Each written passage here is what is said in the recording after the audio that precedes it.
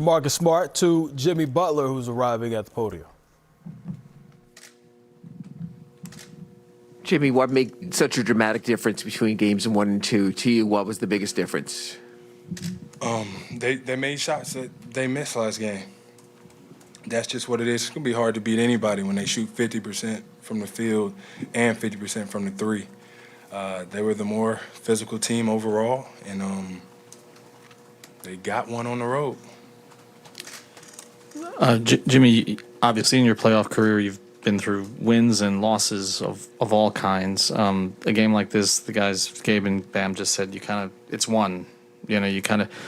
How do you just move on from it? You toss out the tape, or or do you try to learn as much as you can from it before you move on to game 3? I mean, yeah, you do got to move on. I don't like to move on from this because it has to hurt. They tried to embarrass us. They did embarrass us. So I think we got to realize that, use it as fuel, whatever you want to say, but realize that the game can get out of hand whenever you're playing against a really good team like them that can score the ball and get stops. So overall, we just have to be better. We got a tough job to do to go over there and win. But if they did it, we can do it as well. Jimmy, obviously you're scoring in this series, but you're having to work really hard to get those numbers. As a team, what is not there for you guys right now offensively?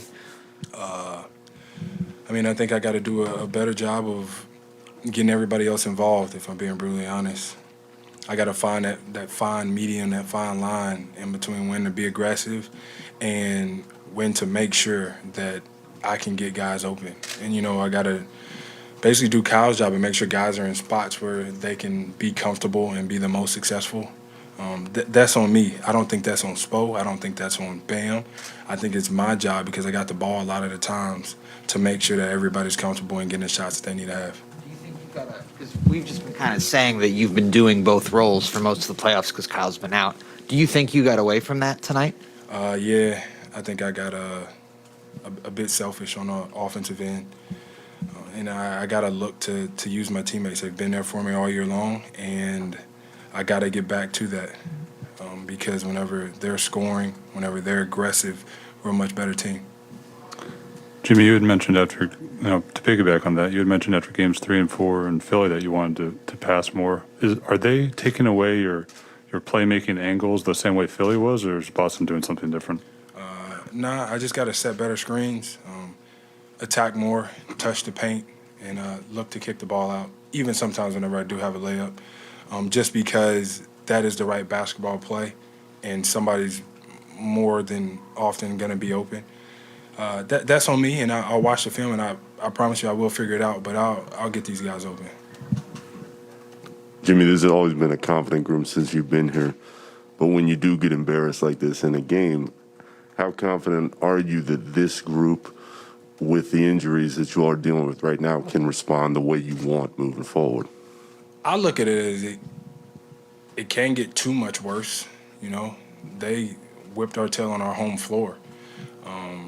I guess if they do it on their home floor, it's supposed to happen, but I don't see us doing that again. The first half has been brutal for us in both of these games. We just gotta come out and play harder from the jump and be ready because they'll be throwing some haymakers in the first half.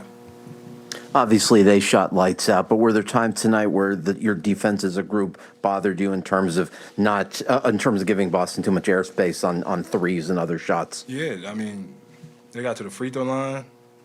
Yup. They made threes. They got to the paint, got layups. They got out in transition. They got offensive rebounds. They was doing everything that we pride ourselves on, actually. But that's what you get whenever you're playing against a really good team. They've been playing that way for a very long time.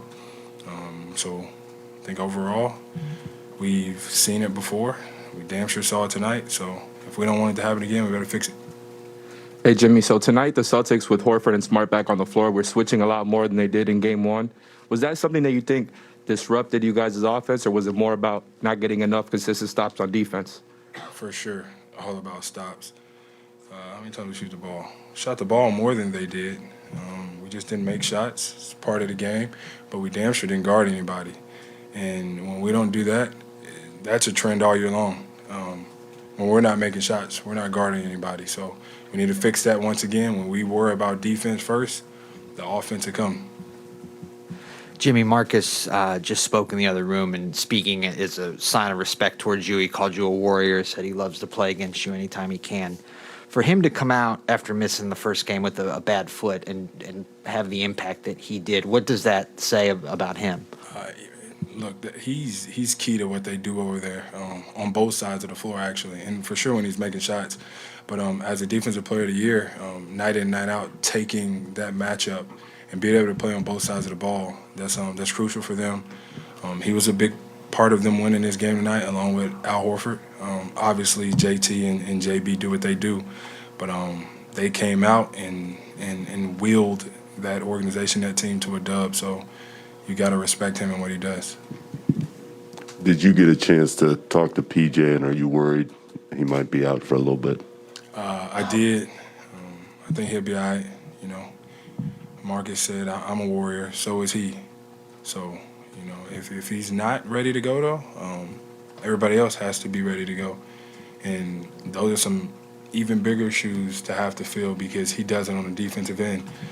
We're capable of it, though. All right, Jimmy, thank you.